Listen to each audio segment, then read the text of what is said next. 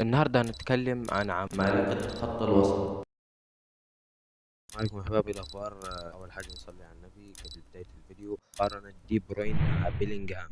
فأول حاجة نبدأ بمقارنتنا وهي عدد الأهداف. دي بروين جايب 100 هدف، أما بيلينغهام فجايب 60 هدف بس في مسيرتهم كلها دي. فكده النقطة هتروح لدي بروين. عدد التمريرات الحماسية عند دي بروين هي 250 تمريرة، يعني التمريرة معدية أهدافه بالصلاة على النبي. وبلينجهام جايب 50 تمريرة. تاني حاجة هنبدأ بيها وهي أهم الألقاب الجماعية، وأول واحد هنبدأ بيه وهو دي بروين. دي بروين جاب دوري أبطال أوروبا جابه مرة، جاب الدوري الإنجليزي الممتاز 6 مرات، وكأس الاتحاد جايبه مرتين، وجايب كأس الرابطة 5 مرات، يعني ما شاء الله.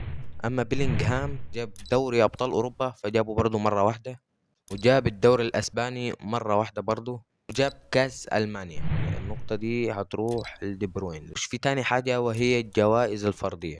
دي بروين خد افضل لاعب في الدوري الانجليزي مرتين، واخد افضل صانع العاب في الدوري الانجليزي 3 مرات.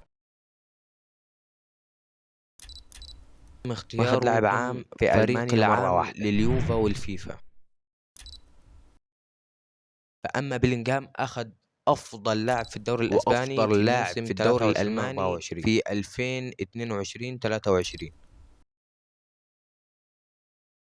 وأخذ جائزة كوبا وتم اختياره ضمن فريق الموسم في دوري أبطال أوروبا.